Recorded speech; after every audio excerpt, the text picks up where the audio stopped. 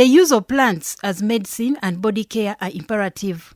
According to a book by Amanda Lucky, The Conservation and Sustainable Use of Medicinal Plants for Health and Healing, 2018, 80% of people in developing countries are completely dependent on herbal medicines for primary health care.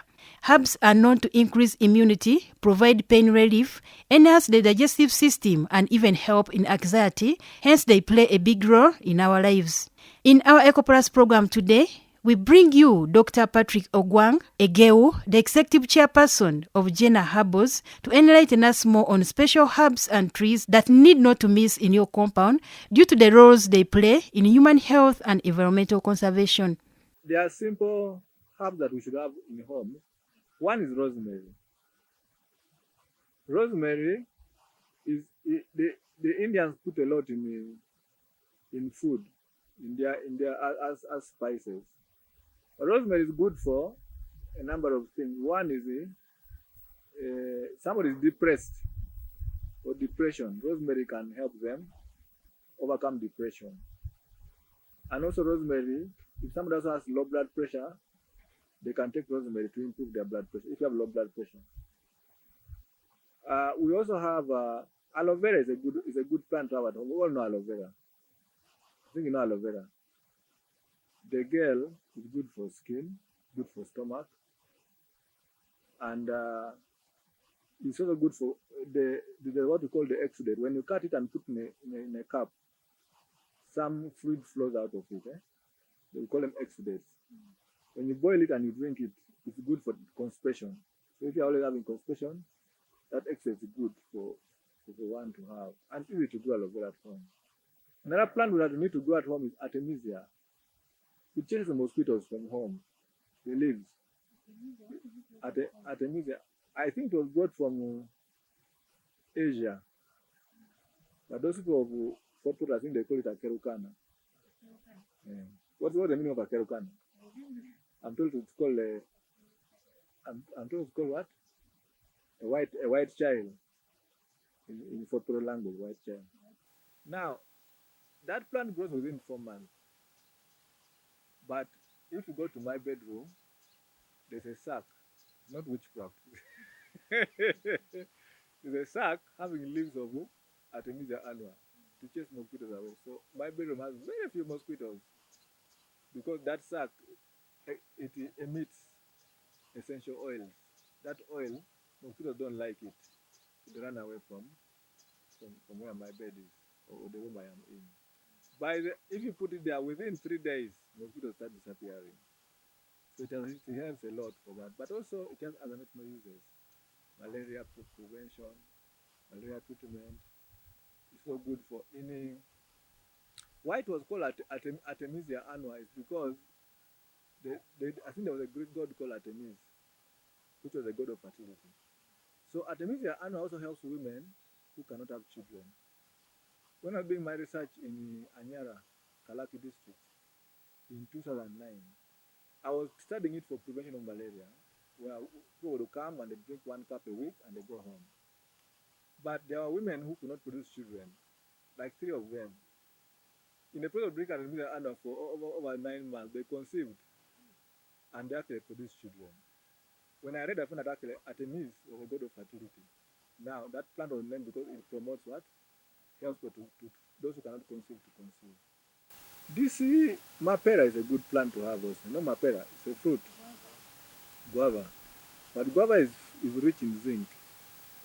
So most of these days we give our children zinc tablets. But in the village they eat guavas for diarrhea, stop diarrhea. Guavas, and even the leaves are good for cough and other things. And especially, even someone told me it's good for sleep. The leaves, if you want to calm down and sleep, boil the leaves of guavas and eat. Then also there's this grass which is very good. I think it's lemon, no lemongrass. I think the Baganda call it chisubi. Chisubi is very good medicine also, especially for people who are growing old. Me, I'm still young. But but if you are growing old, you should drink more chisubi regularly because chisubi works like aspirin. it prevents stroke. It makes the blood thin. So the blood clotting is reduced. Yeah? So people, instead of taking aspirin, just make your tea with chisudi and you drink. Chisudi is also good for people who have sickle cell disease.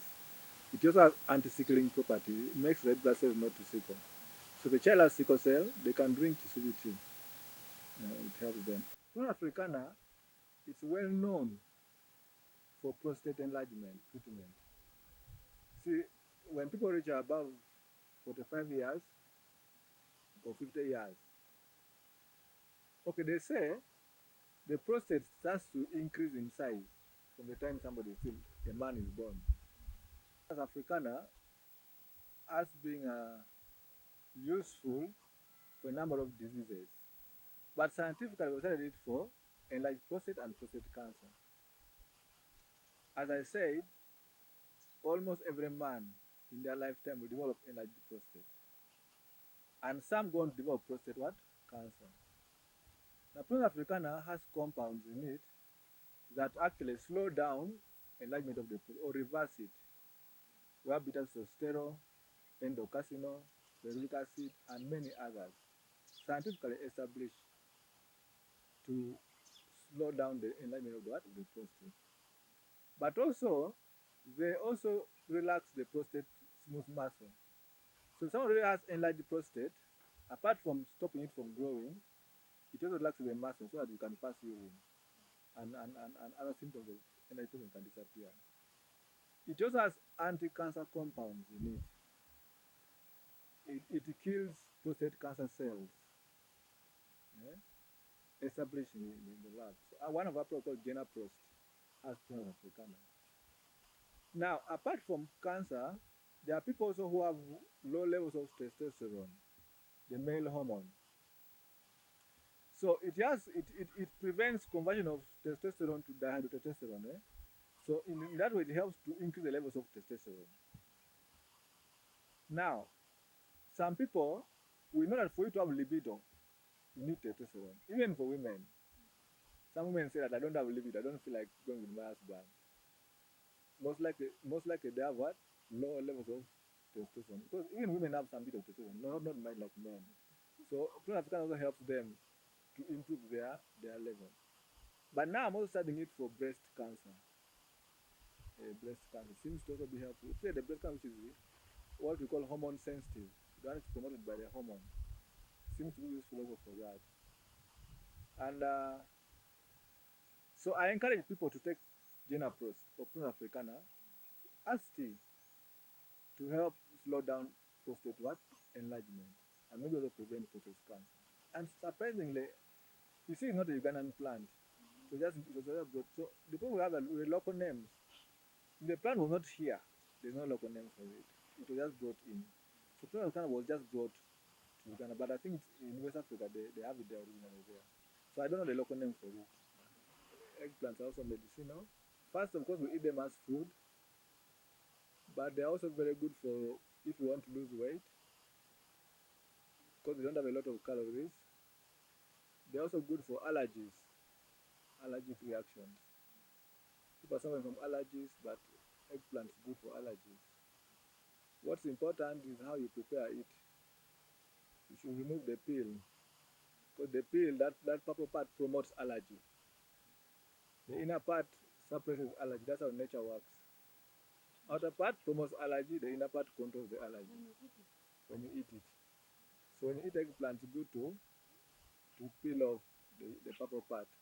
Avocado is both a food, because it has a lot of calories. It has a lot of vitamins in the pulp, the part we eat. But the seeds are the best. The seeds are rich in flavonoids, they are rich in terpenoids, they are rich in alkaloids. Okay, not much else, but terpenoids, flavonoids, which are very good medicines for our bodies. They are what we call antioxidants. You see, people take vitamin C, vitamin E. Like now for you as a lady, vitamin E is good for your skin. But avocado has a lot of vitamin E and other antioxidants. So the seeds are particularly useful for a number of things. One, immune system. It boosts white blood cells very much in the body. Two, it also has anti-sickling property. You know, the women whose children have sickle cell, they give avocado leaves, but the seeds are better than the leaves for sickle cell people. Yeah, the seeds. The seeds also lower cholesterol. You know, cholesterol in the body. Most people have high levels of cholesterol. They get heart disease, they get high blood pressure, they get diabetes. So the seeds also lower cholesterol. And it's also good for if you have diarrhea and you take the seed, the diarrhea goes away. So avocado is a very useful plant which we should have in homes. When I went to Rwanda, I was shocked. Every home in Rwanda had avocado tree. I asked them, why is every home in Rwanda having avocado? They told me that during the time of Habyarimana, they plant in every home to have avocado tree. So you know at the time of hunger, you can eat avocado fruit and you're okay. But if you eat avocado fruit, you can drink water and you sleep until morning. You're okay. It has energy, it has proteins, it has all the nutrients. So each home should have avocado also growing. According to Dr. Ogwanga, Wabugia ugandensis is also another herb that need not to miss in your compound due to the various roles it plays. In our local language, we call it abach. That is Eastern, Teso, Karamoja, Lango. We call it abach. Yes. Now, abach has been found to, okay, traditionally, we use it for stomach problems. When you have stomach ache, it can be diarrhea or no diarrhea, it can be ulcers. So anything to do with the stomach ache, we would use wabugia bark, the bark, to treat it. The bark is peppery. No, it's like it's hot like pepper. But also the karamojong would use the bark to sniff and sneeze, to sneeze out all the mucus.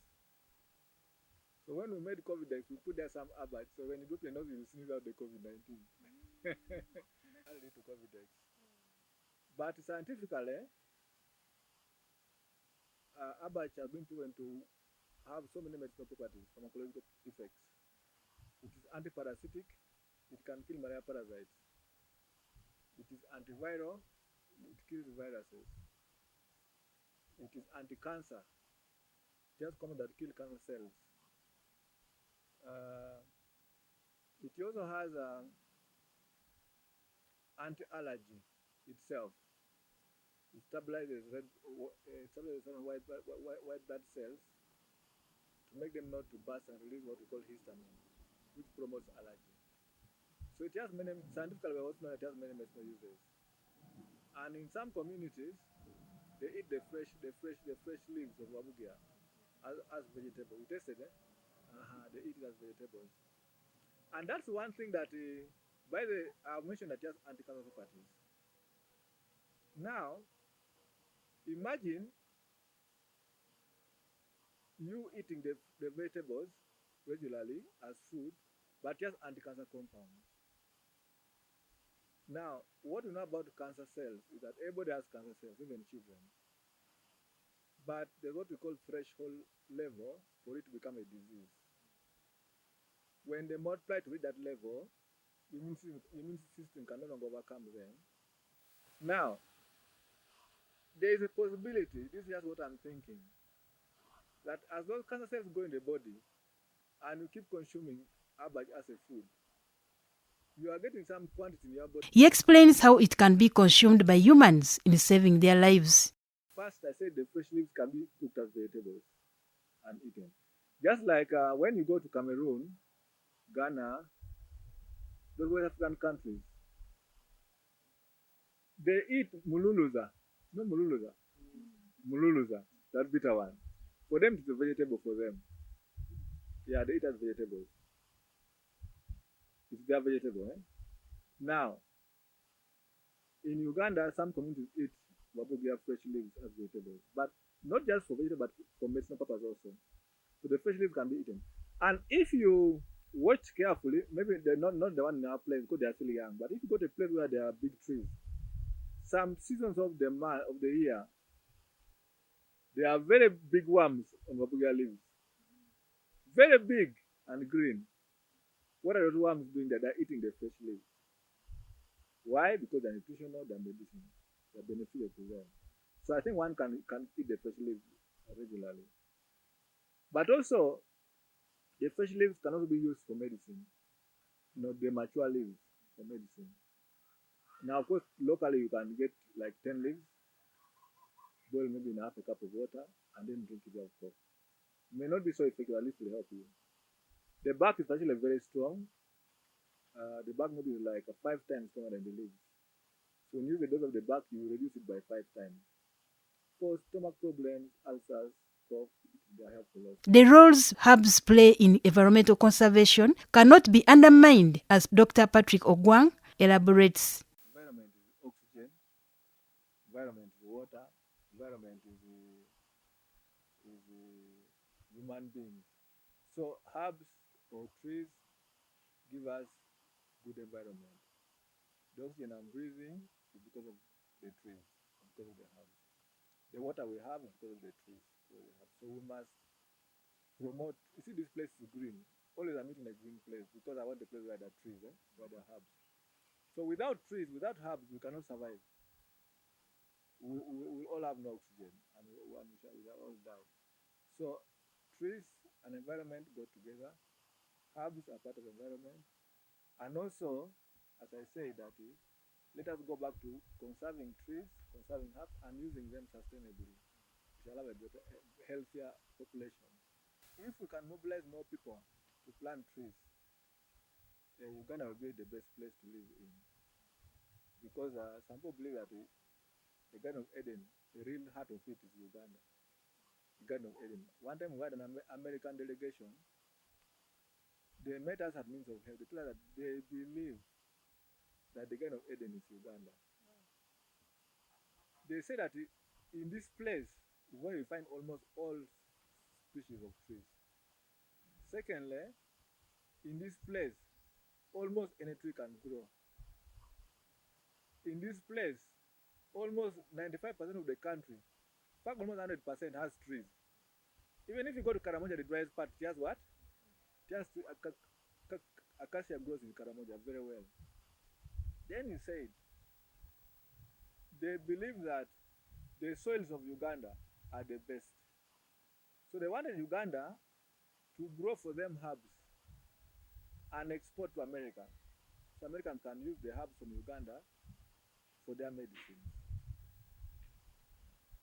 I don't know how far that project went, but those people came to Means of Health and they want us to pursue that. So Uganda is indeed the Eden that the Bible talks about. So we need to improve the conservation of trees. And because of that, Churchill called this place the Pearl of Africa, but in reality, it's the Eden of the world because of the beauty of it. So we need to restore that beauty back. And we don't need to actually struggle for land. There's a lot of land in this country. We need to plan it well. Land for human use, land for forests and animals and so on. The problem we have now is that we don't have a plan.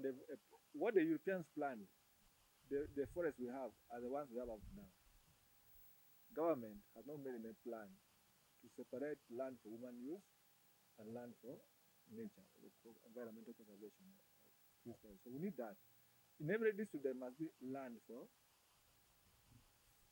conserving trees and nature. Every district. And suppose we don't know, 10 acres, 2 acres, it's enough in every district. Nobody should use it for other purpose. So I think we need to do that and to be useful for our country. In the many years he has done research on herbal medicine, Dr. Ogwanga is developing a medicinal food concept to assist the public in addressing health problems.